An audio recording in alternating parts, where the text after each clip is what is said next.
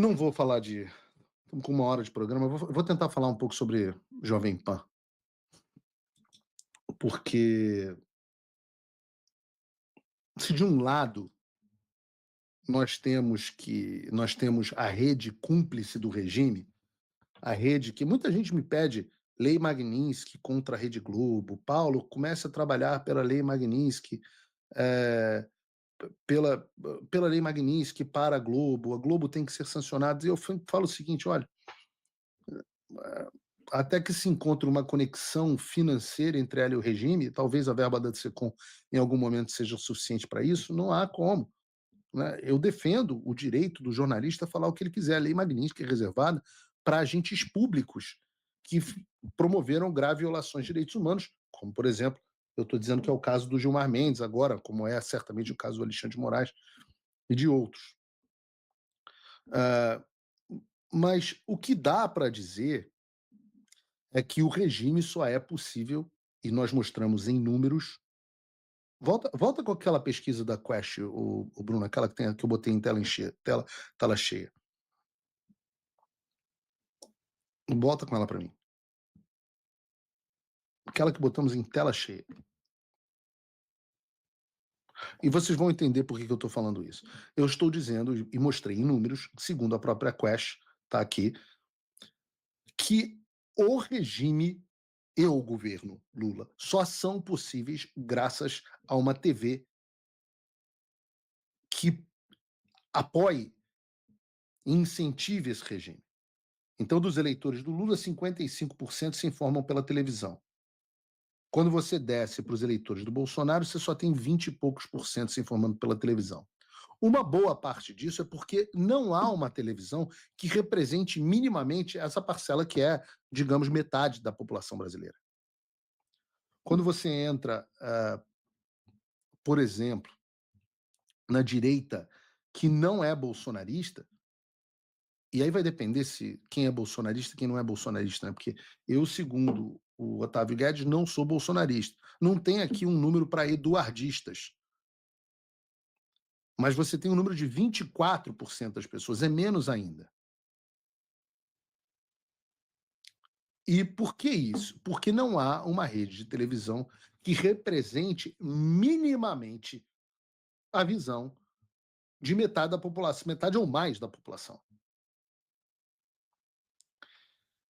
O que houve durante um tempo, era uma emissora que tinha pluralidade. Ela tinha pessoas de esquerda e pessoas de direita, uma redação absolutamente de esquerda, mas dava espaço para o comentário político de direita.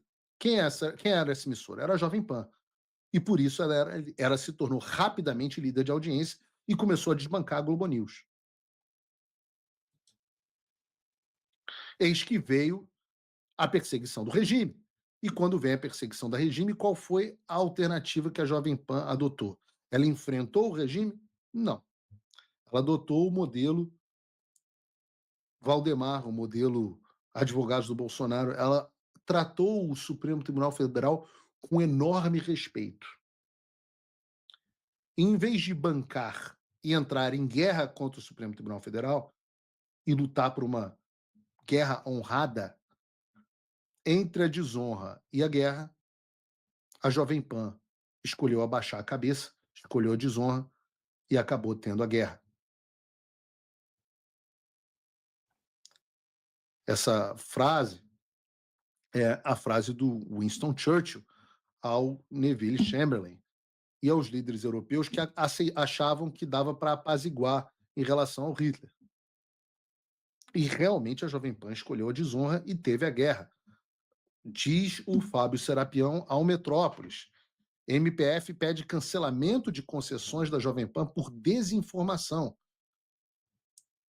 Diz assim: o Ministério Público Federal pediu nesta segunda-feira, 15/9, a condenação da Rádio Jovem Pan por suposta participação em uma campanha de desinformação que colocou em risco o regime democrático brasileiro.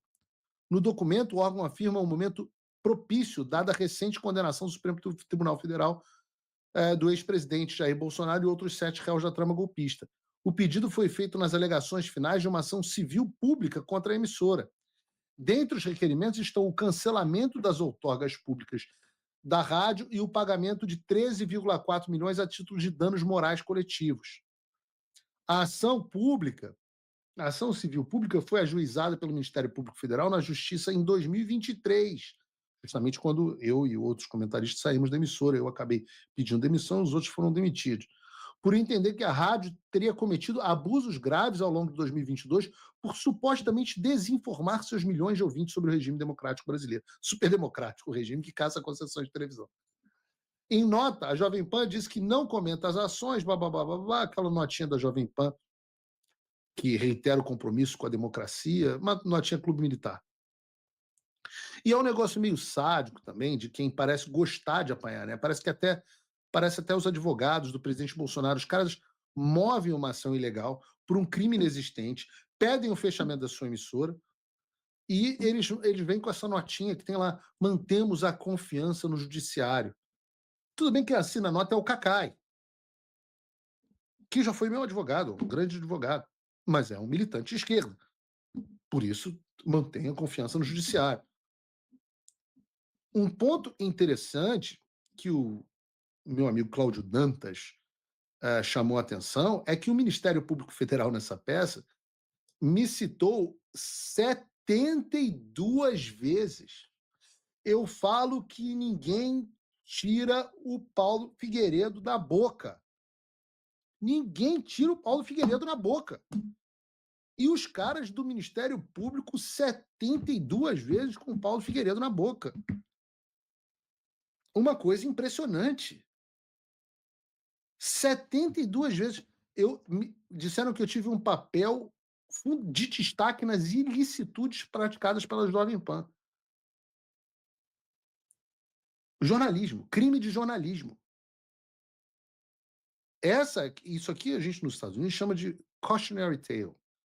Cautionary tale é uma história, uma história que serve como aviso. E esse é o fim. Qual o aviso? O aviso é que esse é o fim de todos que acreditam em apaziguamento com o regime comandado pelo pseudo-juiz Alexandre de Moraes. Isso serve para a defesa do presidente Bolsonaro, que desrespeita a condenação do cliente deles.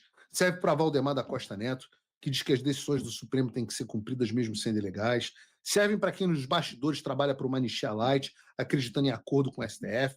Serve como aviso para todos nós. E é por isso que eu repito, é uma questão de sobrevivência. A guerra é total e nenhum passo será dado para trás. Eu não acredito em apaziguamento com tiranos, eu não acredito em negociação com terrorista, eu não acredito que você possa discutir com um tigre enquanto a sua cabeça está dentro da boca dele. Por isso que eu sei que o que menos importa é a chapa presidencial de 2026. Vai chegar o momento de se discutir isso e não vai ser com Ciro Nogueira de vice de Tarcísio.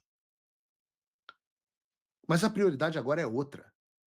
Até porque, como eu falei ontem, do jeito que o Brasil está, não importa se nós vamos ou não eleger um candidato de direita.